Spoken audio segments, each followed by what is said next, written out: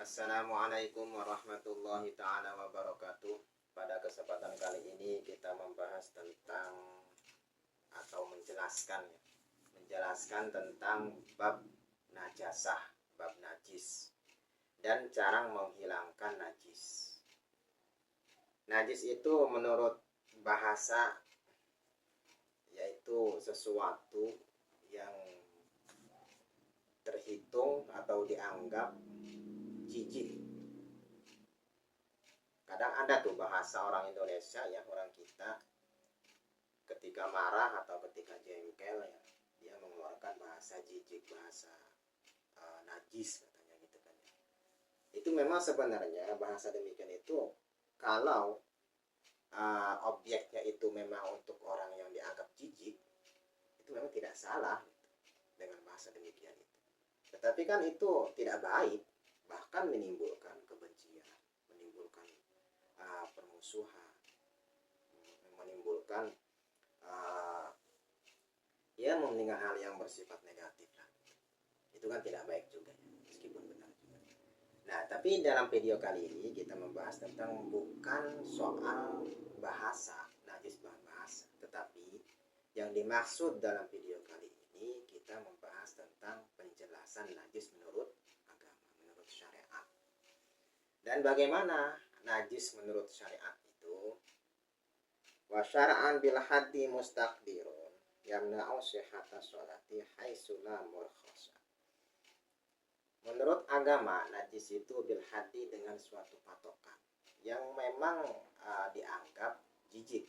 Seperti tadi itu, seperti menurut bahasa juga sama. Hanya saja bedanya soal masalah yaitu bisa menghalangi keabsahan sholat, yang bisa merusak sholat gitu ya, intinya kayak gitu. Nah itu najis menurut agama. Misalkan begini, kita sedang sholat gitu ya, kemudian kita terkena najis, maka sholatnya batal gitu kan ya, karena kita terkena najis. Nah najis ini yang dimaksud menurut agama seperti itu. Beda hanya dengan haram. Kalau haram itu tidak merusak sholat, tetapi kita bila mana kita melakukan keharaman dalam sholat, maka kita terkena dosa, meskipun tidak mempengaruhi kepada keabsahan sholat.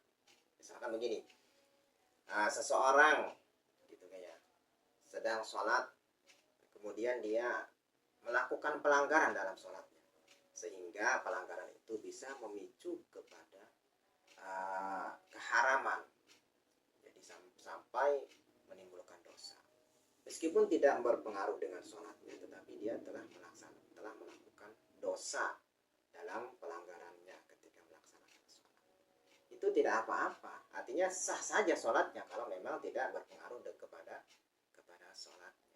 Bedanya dengan najis. Kalau najis ya meski dari awal ataupun di pertengahan sholat atau bahkan di akhir sholat, kalau dia terkena najis ya sudah, sholatnya tidak sah, itu batal sholatnya.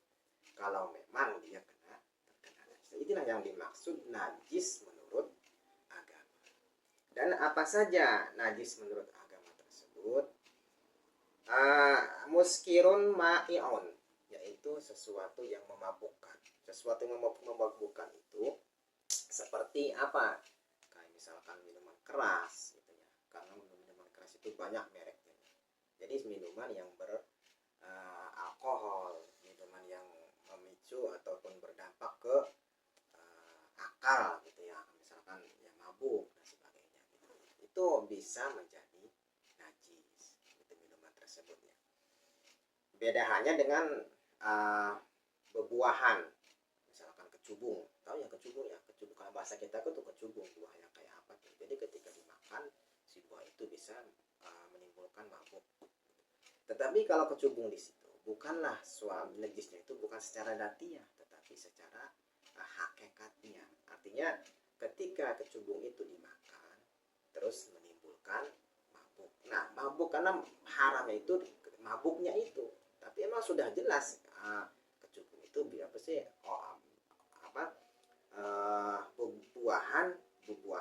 Buah-buahan yang menimbulkan mabuk gitu ya.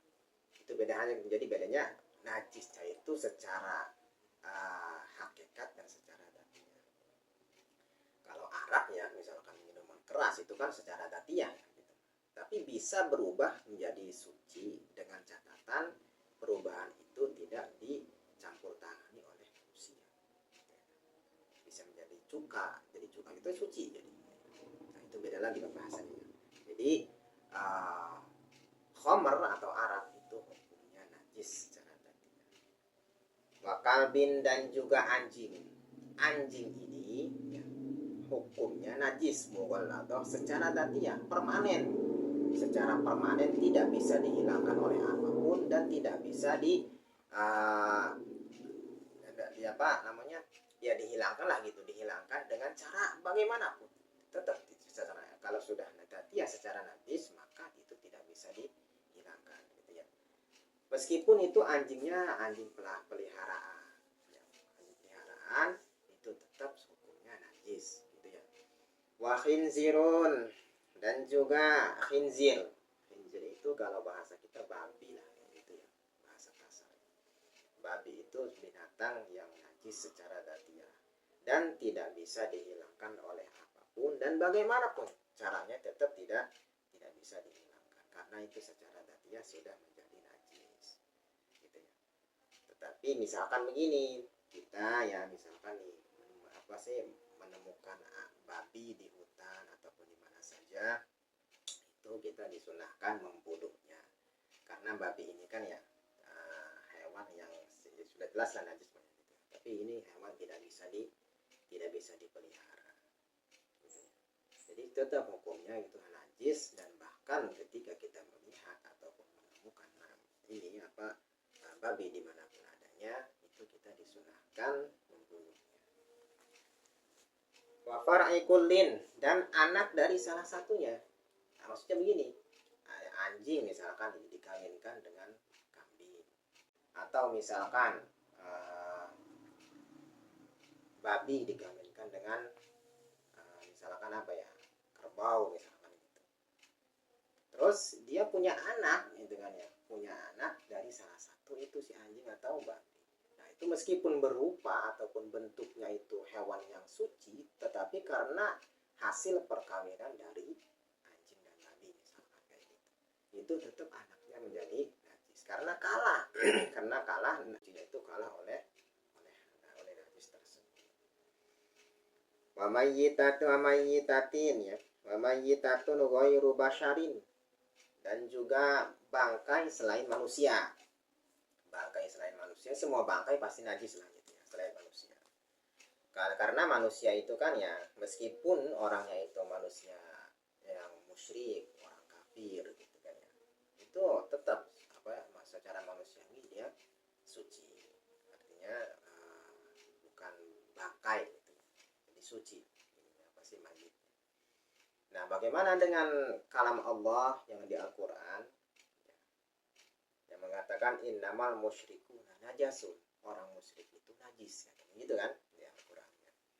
Nah, terus bagaimana dengan pembahasan ini dengan penjelasannya? Kok di Al-Qur'an itu orang musyrik itu kan najis sementara setiap manusia itu suci gitu kan. Nah, maksudnya begini, artinya orang musyrik najis itu di Al-Qur'an ya, maksudnya itu secara akidah, secara i'tikadnya itu najis. Jadi kita diwajibkan menjauhi musyrik itu bukan karena manusianya, bukan karena datiah badannya, bukan, tetapi karena apa? Karena i'tikadnya gitu ya. Karena i'tikadnya orang musyrik itu najis gitu kan. Bukan secara manusianya. Ya biasa manusianya makanya kita gini sama gitu kan. Semuanya namanya juga manusia gitu. Jadi sama dalam sosialisasinya gitu kan, dalam kehidupannya ya sama manusia. Hanya saja najisnya itu dari i'tikad. Wasamakin wajarodin dan ikan itu kan suci ya. Misalkan begini, kita melihat di pesisir laut ada ikan segede apa tuh ya, segede rumah lah misalkan, segede gede ikan itu misalkan, itu ikannya sampai bisa terbilang inilah gitu kan ya, sudah menjadi bangkai gitu. Tapi belum masih seger gitu. Mungkin karena apalah gitu kan ya. Nah itu boleh boleh itu dimakan gitu kan ya. Karena apa? Karena suci gitu. Bukan bangkai. Wajarodin dan belalang sama itu, belalang juga suci bangkainya itu, tidak mesti disembelihkan. Wallahu a'lam.